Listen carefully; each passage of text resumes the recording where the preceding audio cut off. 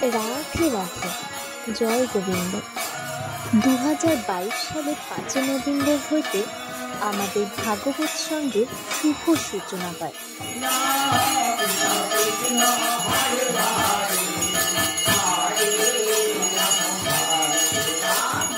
এখানে প্রত্যেক সন্ধ্যা 7টা হইতে ধর্মীয় গান বাজনা ও ভাগবত পাঠ এবং পূজা আরতি অনুষ্ঠিত হয়। এছাড়া প্রত্যেক পূর্ণিমার মধ্যাহ্নে মহাপ্রভুর ভোগ হয়। এই সহিত অনুষ্ঠানে সকল সনাতন ধর্মের ভক্তবৃন্দদের আমাদের ভাগবত সঙ্গে আসার জন্য আমন্ত্রণ রইল। আমাদের ঠিকানা 27 নম্বর ওয়ার্ড, দেবীনগর, রায়গঞ্জ, উত্তর দিনাজপুর। রাধে রাধে।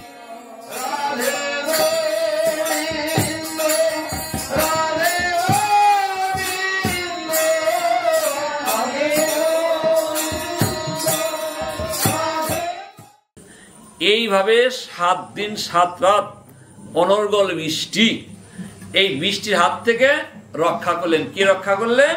ওই গোপাল। এই জন্যই যে সমস্ত ঘটনাগুলো ঘটলে, যে দুটো বৃক্ষ যে গোপালের সংস্পর্শে পড়ে গেল, সমস্ত গোকুলবাসী বিশ্বাস না করলেও নন্দ মহারাজ কিন্তু বিশ্বাস করলেন। তাহলে এইভাবে দুটো বৃক্ষ, জমাল অর্জুন বৃক্ষ, অর্থাৎ যারা ধনকুবেরের 2 পুত্র নলকুবের মণিগ্রীব ছিল, তারা সেই নন্দালয়ে জমাল অর্জুন বৃক্ষরূপে যারা অবতীর্ণ হয়েছিলেন, সেই বৃক্ষ দুটো তখন তারা মানব রূপ ধারণ করে তারা উদ্ধারপ্রাপ্ত হয়ে গেলেন 100 বছর পূর্ণ হওয়ার পরে। এইভাবে জমাল অর্জুন বৃক্ষের উদ্ধার লীলা, এই কথাগুলো বললেন। কে বললেন? সুখদেব গোস্বামী। কাকে? রাজা পরীক্ষিতকে। এরপরে রাজা পরীক্ষিত, সুখদেব গোস্বামী রাজা পরীক্ষিতকে কি বলবেন? ফল বিক্রির কথা, অর্থাৎ ভগবানের বাল্যলীলার কথা। সেই বাল্যলীলার কথা, ফল বিক্রির কথাই আমরা আজকে এখন শ্রবণ করব। হরিবল। পরে শোনো মহারাজ অপূর্ব কাহিনী। ফল লয়ে এলো এক গোকুলে গোপিনী, মানে এক গোপিনী মহিলা, তিনি ফল নিয়ে আসছেন। এই যে ফেরিওয়ালারা দেখেন না, রাস্তা দিয়ে আসে, কেউ সবজি নিবে গো, সবজি নিবে গো, এরকম আসে না ডালিতে করে করে নিয়ে, সেই রকম এক ফল বিক্রয়িনী তিনি কি করছেন? ডালির মধ্যে ফল নিয়ে আসছে এবং উচ্চ স্বরে বলছে, তোমরা কেউ ফল নিবে গো, ফল কিনবে গো, ফল কিনবে গো। মানে তিনি ফল বিক্রি করে জীবিকা নির্বাহ করে, এটা তার ব্যবসা। তাই সেই ফল বিক্রয়িনী ডালি নিয়ে যখন উচ্চ স্বরে বলছেন, তোমরা কেউ ফল কিনবে গো, ফল কিনবে গো, বলতে বলতে কোথা দিয়ে যাচ্ছে? নন্দ মহারাজের গৃহের দিক দিয়ে যাচ্ছে। এই নন্দ মহারাজের গৃহের দিক দিয়ে যখন যাচ্ছে, তখন নন্দ মহারাজের যে পুত্র গোপাল, গোপালের কর্ণে সেই কথাটা প্রবেশ করলো। সেই কথাই বলছে যে, কে ফল কিনিবে বলি ডাকে নানা স্থানে, শুনিলেই এই কথা কৃষ্ণ নিজে কানে। কৃষ্ণ নিজের কানে শুনলেন। ফল বিক্রয়িনী উচ্চ স্বরে বলছে, তোমরা কেউ ফল নিবে গো, কে ফল নিবে গো। শুনলেন। সর্বফল জীবে যিনি করেন প্রদান, ফলার্থী হইয়া সেই দেব ভগবান। সর্বজীবকে ফল দান করে। আপনি আমি যে কর্ম করি, আমাদের ফল দান কে করে? অনাদি আদি গোবিন্দ ভগবান শ্রীকৃষ্ণ। তিনি আজকে ফলার্থী হয়ে ফল কিনবেন। কেন কিনবেন? এটা হলো গোবিন্দের পরীক্ষা, যে ভক্ত আমাকে কতটুকু ভালোবাসে, প্রেম সহকারে, ভক্তি সহকারে, এটাই ভগবান পরীক্ষা করে। তাই বলছে, সর্বফলদাতা যিনি ভগবান, তিনি আজকে ফলার্থী হয়ে সেই গোপিনীর কাছে এলেন। অঞ্জলি পড়িয়া ধান্য লইয়া তখন হস্তে ধান্য করি হরি করিল গমন। তাহলে যদি ফল বিক্রয়িনী কোনো কিছু ফল বিক্রি করতে চায়, আপনারা যখন সেই ফলটি কিনতে যাবেন, কিনে যাবেন টাকা পয়সা, তাই তো? আর নন্দ মহারাজের গিয়ে 9 লক্ষ ধেনু, জায়গা জমি অভাব নাই, উঠোনের মধ্যে ছিল ধান। এই যে ধান ছিল, ছোট্ট গোপাল কি করলো? হাতের মধ্যে অঞ্জলি ভরে ধান নিয়ে যাচ্ছে। হ্যাঁ, ধান নিয়ে যাচ্ছে এবং যেতে যেতে কি বলছে গোপাল, যে আমার ধান নাও, তোমার ফল দাও, এই কথা বলছে। কিন্তু গোপালের হাতে কিন্তু আঙ্গুলের ফাঁক দিয়ে ধানগুলো সব পড়ে গেছে, হাতের মধ্যে একটা ধানও নাই। গোপালের কিন্তু সেই কথা খেয়ালই নাই। হরি বল। সেই কথাই বলছে যে ফল আসে ধান্য হাতে শ্রীহরি চলিল, অঙ্গুলি সিদ্ধতে সকলি পড়ে গেল, মানে হাতের আঙ্গুলের ফাঁক দিয়ে ধানগুলো সব পড়ে গেল। দেখিতে না পান হরি হাতে নাহি ধান, ফল বিক্রির পাশে আনন্দিতে যান। সেই গোপাল যে বলছে যে ধান নাও ফল দাও, তার আঙ্গুলের মধ্যে যে সব ধান পড়ে গেছে, গোপালের দিকে খেয়ালই নাই। হরি বল। মৃদু হাসি কহিলেন শ্রীকৃষ্ণ তখন, ধান্য লহ ফল দাও, ধান নাও ফল দাও। আসলে হাতে তো ধান একটাও নাই। হরি বল। দেখো পরীক্ষিত রাজা খেলাসি হরির, গোকুলে গোপিকা সহ লীলা কি হরির। তাই সুখদেব গোস্বামী রাজা পরীক্ষিত দেখো গোকুলে গোপালের ভগবানের কি লীলা, ছোট্ট গোপাল কি লীলা করছে, মন দিয়ে শুনো। হরি বল। মোক্ষ ফল যার হাতে সেই ফল মাগে, হাত পাতি দায় হরি গোপিনীর আগে। মোক্ষ ফল যার হাতে সেই ফল মাগে। মোক্ষ ফল কার হাতে? ভগবানের হাতে মোক্ষ ফল। অথচ যার হাতে মোক্ষ ফল সেই আবার কি করছেন? দুহাত দিয়ে ফল চাইছেন। এটা কি বিধাতা! আসলে ভগবান চায় ভক্ত আমাকে কতটুকু ভালোবাসে, এইটাই তার পরীক্ষা।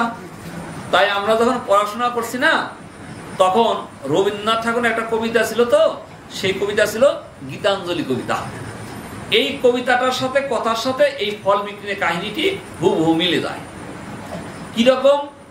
যে কবিতাটা রচনা করে রবীন্দ্রনাথ ঠাকুর নোবেল পুরস্কার পেয়েছিলেন। কি বলছে সেখানে?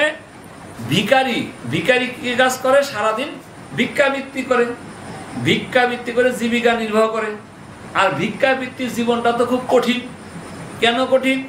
যে দাঁড়ে দাঁড়ে যখন ভিক্ষা করতে যায়, কেউ ভিক্ষা দেয়, কেউ ভিক্ষা দেয় না, কেউ বলে হাত আটকা আছে, কেউ বলছে সেবায় বলছি দিব না। আর বর্তমান যুগে যে টাউন যে অবস্থায় চলছে, সবাই তো গেট আটকানো থাকে, তালা মারা, তাই তো? ভিখারি যদি ঠক ঠক করে শব্দ করতেও থাকে, গেট কিন্তু কেউ খুলে না, তাই না? ওই জন্য ভিখারিরা ওই গ্রামে গঞ্জে বেশি যায়। কেন গ্রামে গঞ্জে যায়? গ্রামে গঞ্জে তো এরকম গেট টেট নাই, ফাঁকা বাড়ি। একবার বাড়ির মধ্যে ঢুকে গেল, যাই এক মুষ্টি অন্য ভাগ্যে জুটলো। আর যারা টাউনে বসবাস করে তাদের লক্ষ লক্ষ কোটি কোটি টাকা আছে, কিন্তু ভিখারি কেউ দিতে পারবে না। কেন দিতে পারবে না? গেট তো আটকানো, আর ভিখারি ঢুকবেও না, তাই না? আর ঠক ঠক করলে হয়তো সারা দিবে না। কিন্তু ভিখারি যে আমার বাড়িতে আসে বস্তুর জন্য, আগে সারাদিন আমি তো প্রভুর নাম নেই না, কিন্তু আমার উঠানের মধ্যে আসছে বলে জয় রাধে, বিদায় গৌর মা, কিছু দেন প্রভুর জন্য। এইটা আমার উঠানের মধ্যে দিল, কিন্তু এটা কিন্তু বুঝে না। কত একটা জিনিস, 10টা লোক যদি 5টা লোক যদি জয় রাধে বলে, মা আগে জয় রাধে বলবে, জয় নিতাই, মা কিছু দেন।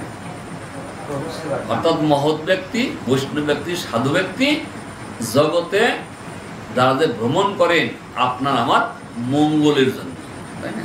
কিন্তু আমরা এটা বুঝতে পারি না।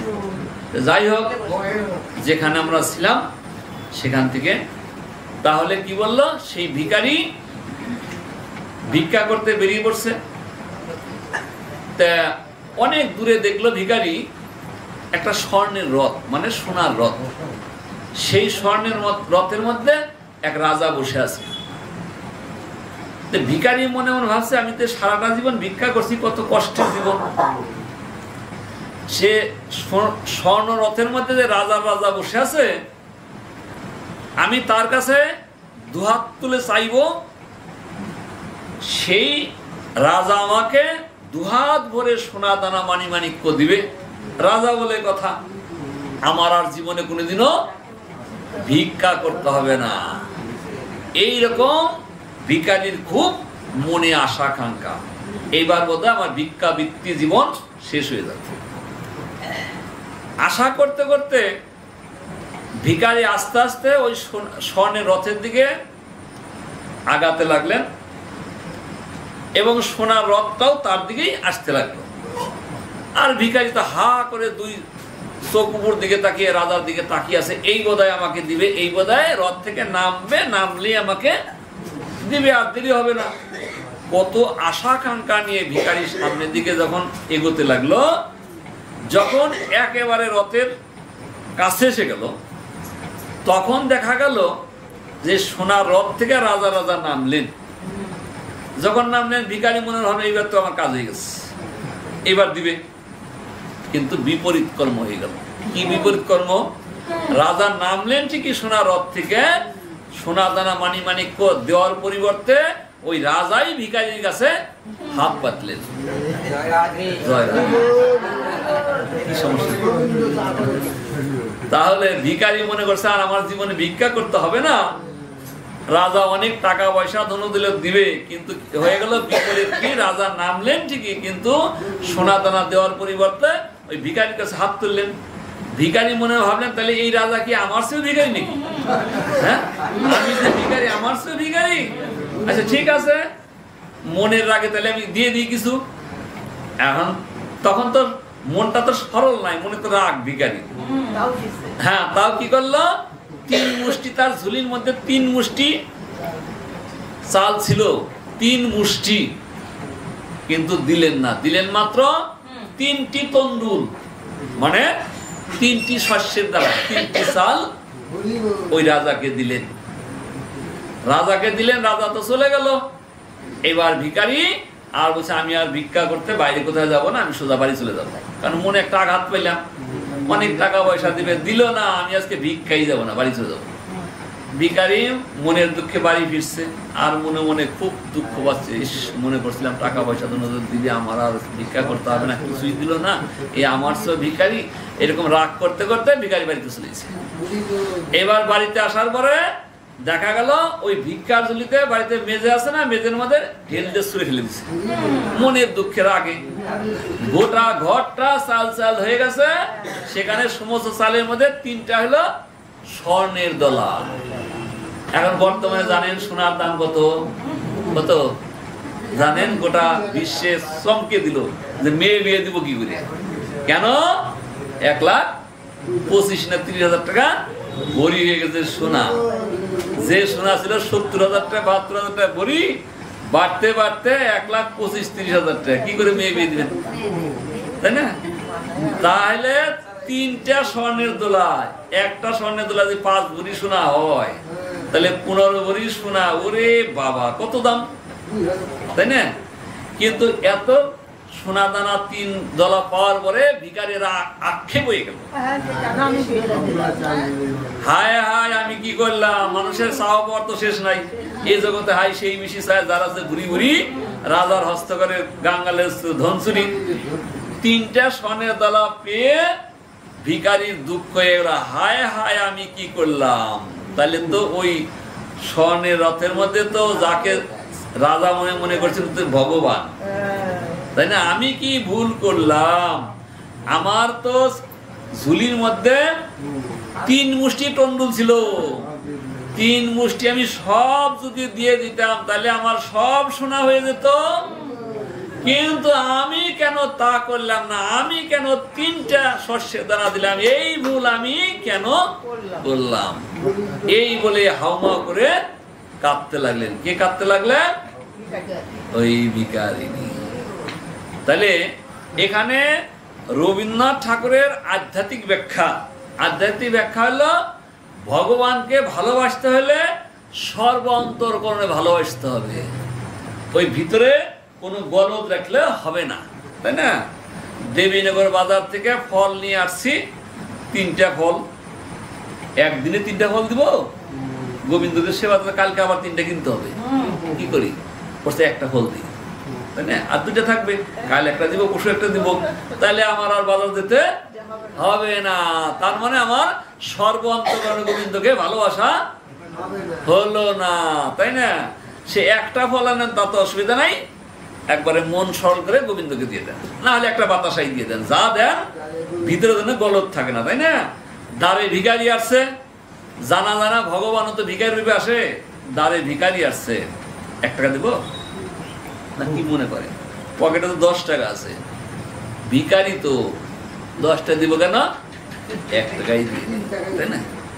একবার মনে চাচ্ছে 10 টাকা দেই, আপনারা 1 টাকা দিব বা 2 টাকাই দিব, যাই হোক আর কি। তার মানে আমি মনের মধ্যে আমি দ্বিধা, সর্বান্তকরণে ভালোবাসতে পারিনি। সেই জন্য রবীন্দ্রনাথ ঠাকুর বলছে যে ওই যে সেই ভিখারি যে আফসোস করছে, হায় হায় আমি কি করলাম, কেন আমি শস্যের দানা 3টা দিলাম, আমি সব দিলাম না কেন? তাহলে গোবিন্দকে ভালোবাসতে গেলে ওইরকম সর্বান্তকরণে ভালোবাসতে হবে। আপনি যদি গোবিন্দকে 2 হাত তুলে দেন, গোবিন্দ আপনাকে 10 হাত দিয়ে দিবে। ভগবান বলছে যদি ভক্ত আমাকে ওই যে বলছেন 1 গুন্ডুর জল আর তুলসী পাতা মরে করে সমর্পণ, ভগবান বলছে ভক্তের কাছে আমি ঋণী হয়ে যাই, নিজের আত্মা বেঁচে করি ঋণের শোধন, তাই না? আজকালকে জগতে কোনো জায়গায় দেখা যায় যে ভগবানকে টাকা পয়সা দিয়ে কেউ আবার ফেলার ভিক্ষুক হয়ে গেছে, কোথাও দেখা যায় না, তাই না? এইরকম সর্বান্তকরণে ভালোবাসতে হবে। সেই কথাই এখানে বলছে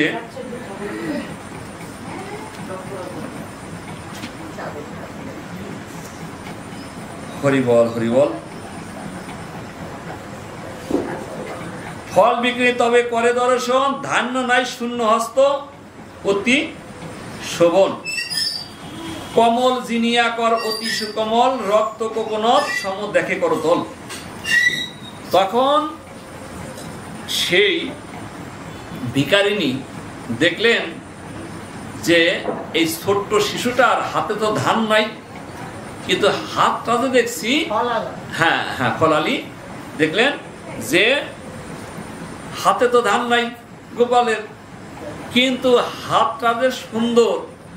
সাধারণ শিশু বা মানবের হাত তো এরকম হয় না, হাতটা হলো কোকোনট বর্ণ, অর্থাৎ কোমল ফুল, কোমলের যেরকম ফুল লাল টকটক আছে, সেই হাতটা এত সুন্দর, পদ্মের মতো, হ্যাঁ পদ্মের মতো হাত। দেখে সেই ফল বিক্রেনী অবাক হয়ে গেল যে সাধারণ শিশুর বা মানুষের হাত, মানবের হাত তো এরকম সুন্দর হয় না। সেই ফল বিক্রেনী বারবার তাকিয়ে আছে ওই শিশুটার হাতের দিকে।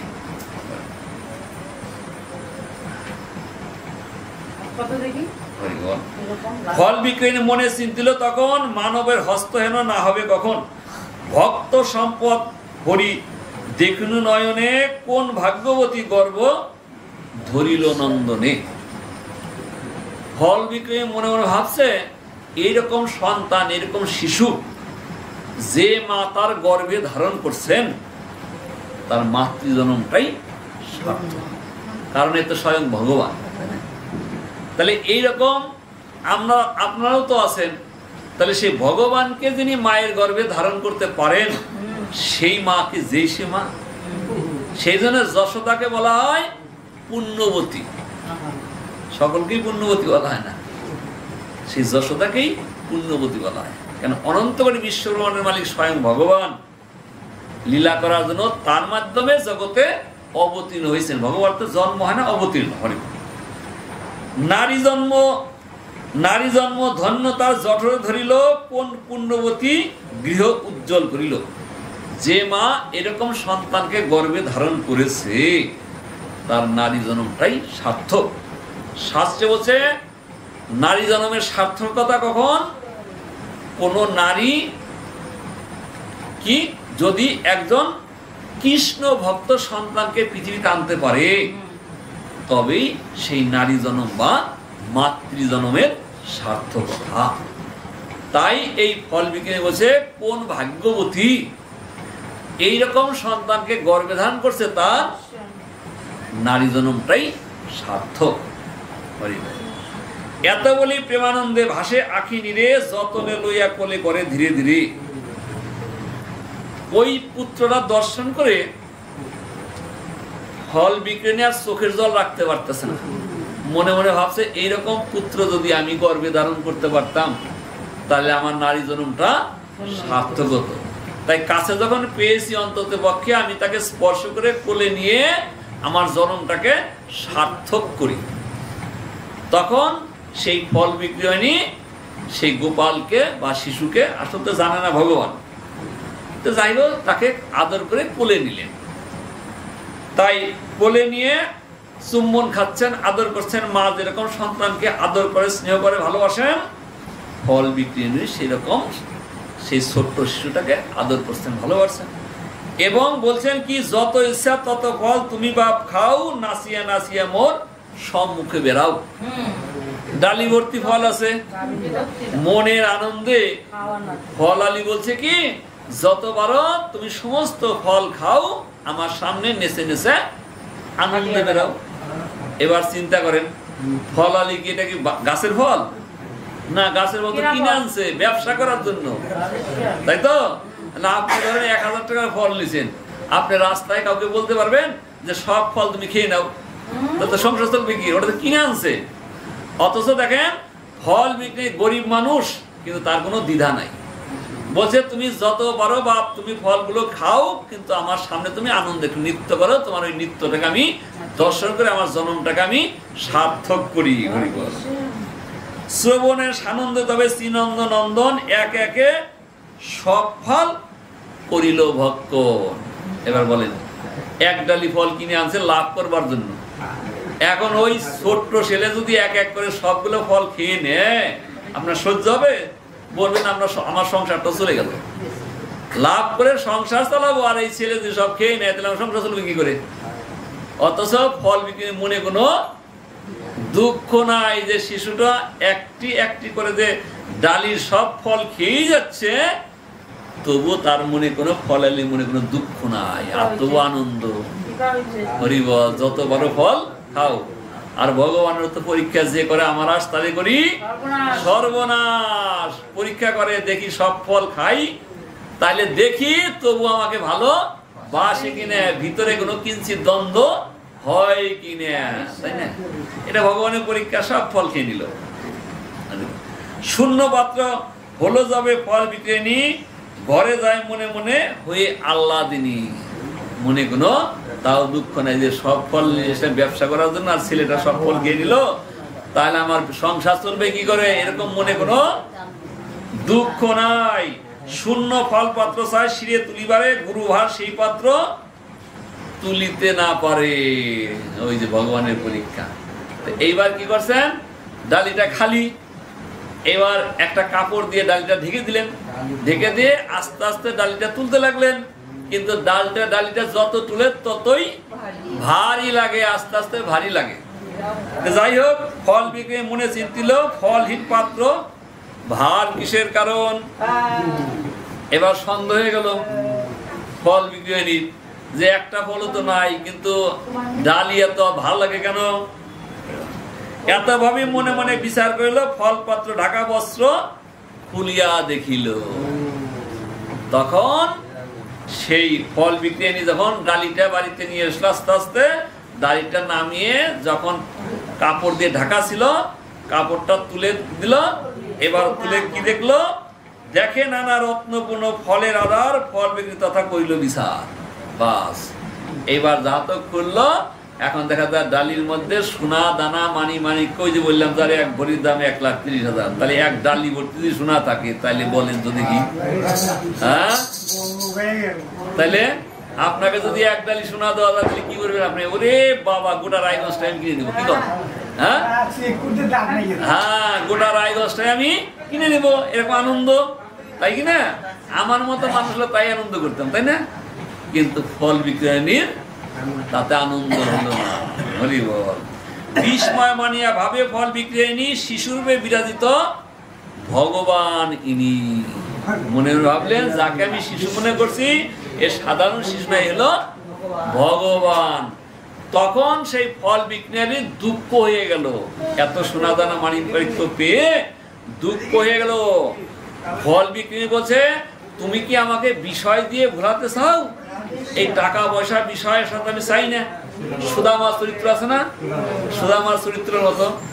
সুদামা যখন, তার তো অর্থ সম্পদ টাকা পয়সার প্রতি লোভ লালসা নাই, তবু স্ত্রীর কথায় সুদামা দ্বারকায় যেতে রাজি হলেন, যে যাই হোক অর্থ সম্পদটা বড় কথা না, সকাকে যদি দেখতে পারি তাহলে আমার জীবনটা ধন্য হবে। তো যাই সুদামা সেখানে দ্বারকায় গেল, কি নিয়ে গেছিল? 3 মুষ্টি চিপিটক বা সিরা খুদ, তাই না? সেই 3 মুষ্টি চিপিটক তো এখন সুদামা যাওয়ার পরে গোবিন্দকে তো দিতে চাচ্ছে না, কারণ গোবিন্দ তো দ্বারকার রাজা, রসগোল্লা সন্দেশ আহার করে, মনে ভাবছে আমি এই সিরা দিই কি করে, দেওয়া যায়? আর গোবিন্দ তো অন্তর্যামী ভগবান, ভগবান তো জানে ভক্তির ভাব, ভক্তিটুকু গ্রহণ করে। কে রসগোল্লা দিল, কে সন্দেশ দিল, এইটা তো ভগবান দেখে না। ভগবান দেখে কতটুকু প্রেম ভক্তি সহকারে আমাকে সেবা দিলে ওইটুকুই তিনি গ্রহণ করেন। সেই জন্য ভগবানের নাম হলো ভাবগাহী জনার্দন, তাই না? সেই ভাব, ভক্তের ভাবটুকুই ভগবান গ্রহণ করেন। আচ্ছা, নিত্যদিন আপনারা পূজা দেন না বাড়িতে? প্রসাদ গুলো কাদের দেন? হয় মেয়েকে, না হলে ছেলেকে, পাড়া প্রতিবেশীকে। তাহলে ভগবান তো ডালির মধ্যে এই যে প্রসাদ আছে, এই যে প্রসাদ কে সেবা করবে? আপনারাই সেবা করবেন, তাই তো? এগুলো কি আপনারাই? তাহলে ভগবান কোনটা গ্রহণ করলো? ভগবান গ্রহণ করলো আপনার প্রেম আর ভক্তিটুকু, এইটুকু তিনি গ্রহণ করেন, তাই না? তাই এই সুদামা যখন ওই 3 মুষ্টির মধ্যে 1 মুষ্টি মাত্র গোবিন্দ সেবা করছেন, 3 মুষ্টি সেবা করেন নাই, 1 মুষ্টি। তখন রুক্মিণী এসে হাতখানা ধরে উঠছেন যে তুমি 1 মুষ্টি সেবা করছো, ওই 1 মুষ্টির বিনিময়েই সুদামার ইহকালের পরকালের সুখ হয়ে গেছে সব। এবার যদি তুমি আর1 মুষ্টি সেবা করো না, এই গোটা দ্বারকা নগরী তাকে দিয়ে দিতে হবে, আর কিন্তু তুমি সেবা করো না। তাহলে গোবিন্দ মাত্র 1 মুষ্টি চিরা সেবা করছিলেন। সেবা করার পরে তারপরে তো সুদামা চলে আসলেন। এবার এসে বাড়িতে দেখলেন যে বাড়ি আর সুদামা চিনতে পারছেন না। তখন সেই গোবিন্দ কি করলেন? বিশ্বকর্মাকে ডাকে বসে 1 রাত্রির মধ্যে সুদামার বাড়িটাকে অট্টালিকা করে দাও, তাই না? তে সুদামার বাড়ি ছিল তালপাতা ছাওয়া, সেখানে হচ্ছে অট্টালিকা। এখন সুদামা তার বাড়ি চিনতে পারতেছে না। সুদামা মনে ভাবতেছে কি জানি ভাই আমার বাড়িটা কি নিলাম হয়ে গেল না, কেউ নিয়ে নিল নাকি, তাই তো? হা করে সুদামা বাড়ির দিকে তাকিয়ে আছে, তাকিয়ে আছে, দেখছে অট্টালিকার উপরে তার স্ত্রী সুশীলা দেবী আছে। সুশীলা দেবী আগে ছিল দিন ভিখারি, ছেঁড়া বস্ত্র পরিধান করতো, এখন সে রাজরানী হয়ে গেছে, তার প্রচুর দাস দাসী। তখন সেই অট্টালিকা থেকে সুশীলা দেবী দেখছে তার স্বামী আসছে। তখন সুশীলা দেবী বরণ ডালা ধূপ প্রদীপ জ্বালিয়ে স্বামীকে বরণ করে গৃহে নিয়ে আসবেন। যখন গেছেন, এখন সুদামা তার স্ত্রীকে দেখে হাওয়া করে কাঁদতে লাগছে, চোখের জল পড়ছে। যে সুদামা জিজ্ঞাসা করছে যে আমার পর্ণকুটিটা কোথায় গেল? তখন তার স্ত্রী সুশীলা দেবী বলছে, কেন? তুমি যে দ্বারকায় গিয়েছো, তোমার অভাব অনটন দেখে গোবিন্দ এগুলো সব তারই কৃপা। বাড়ির সামনে ফুলের বাগান। এবার সুদামার যখন হাতটাকে ধরে নিয়ে ভিতরে নিয়ে গেলেন না, সুদামা কিন্তু অট্টালিকা দেখে আনন্দ পায় নেই। সুদামা বলছে, হে গোবিন্দ, তুমি কি আমাকে বিষয় দিয়ে ভুলাতে চাও? এই অর্থ সম্পদ, টাকা পয়সা কিচ্ছু আমি চাই না। জন্ম জন্মান্তরে যতবার তুমি পৃথিবীতে পাঠাও, তোমার চরণের দাস হয়ে যেন তোমার সেবা পূজা করতে পারি। রাধা গোবিন্দ প্রেমানন্দে।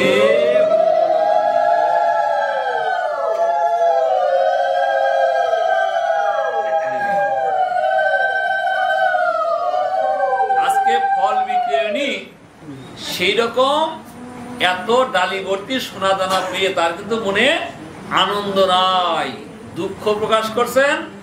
যখন তিনি বুঝতে পারলেন শিশুরূপে ইনি স্বয়ং ভগবান, তখন সেই ফল বিক্রয়ণী সেই শিশুরূপী ভগবানের প্রতি স্তব প্রার্থনা করছেন। কি বলছেন? ওহে দীনবন্ধু হরি, জগতের সার, সবার পরম কারণ তুমি সাক্ষাৎ ঈশ্বর। তুমি একমাত্র সমস্ত কারণের পরম কারণ, জগতের ঈশ্বর, সকলের সারের সার তুমি। অগতির গতিনাথ দিনের ঠাকুর, দীননাথ তব দয়া দিনেতে বসুর। অগতির একমাত্র গতি, যার কেউ নাই, তার ভগবান আছে, তাই না? সেই কথা বলছে, অগতির একমাত্র গতি তুমি, দিনের দয়াল গোবিন্দ, তোমার চরণে আমার প্রণাম। ধন দানে দিনে কেন ভুলাইতে চাও, এসব যন্ত্রণা আমারে ঘুষাও।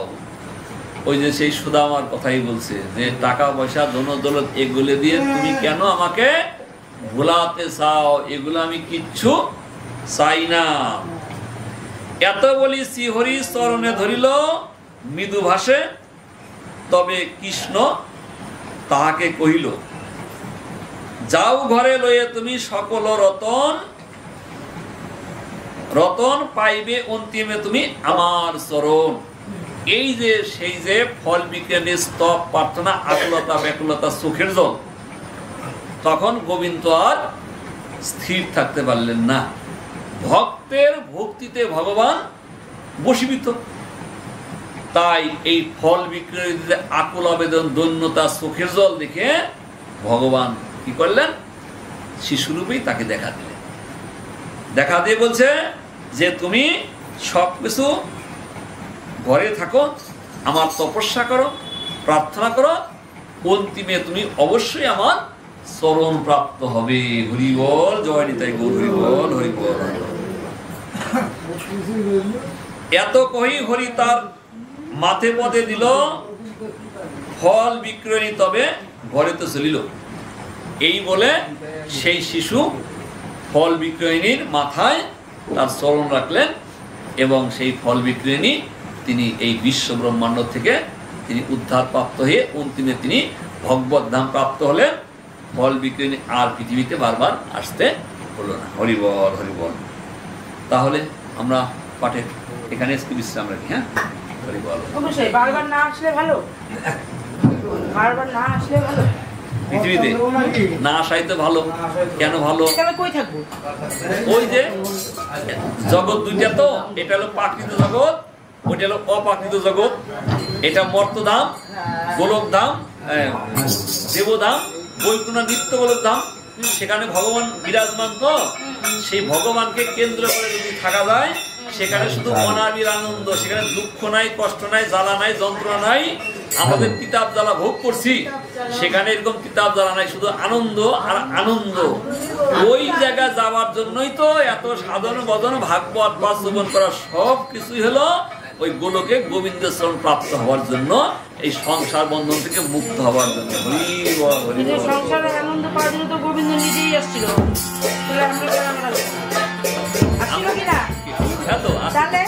বারবার ধরার মুখে আসে ভগবান, আসবেন আবার যাবেন।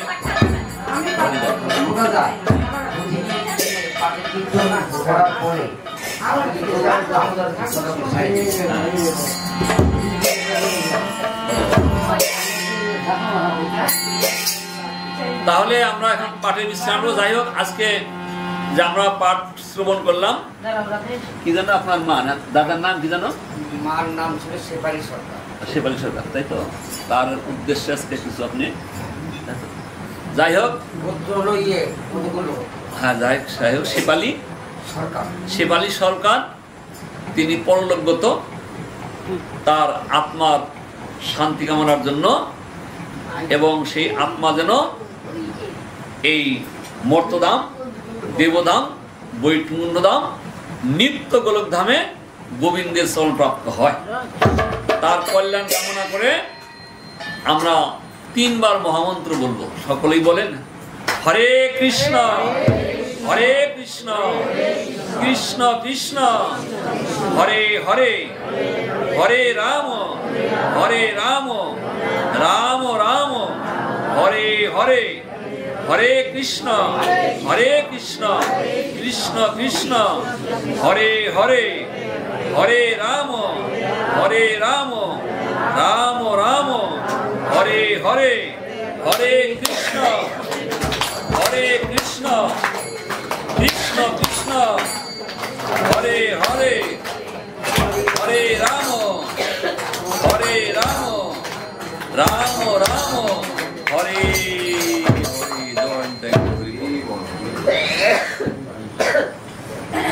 তাহলে পাঠের উত্তরটি ক্ষমা প্রার্থনা আছে। এখানে আমরা পাঠের বিশ্রাম রাখি। রাধা গোবিন্দ কৃষ্ণ ধরি। জয় জয় রাধে।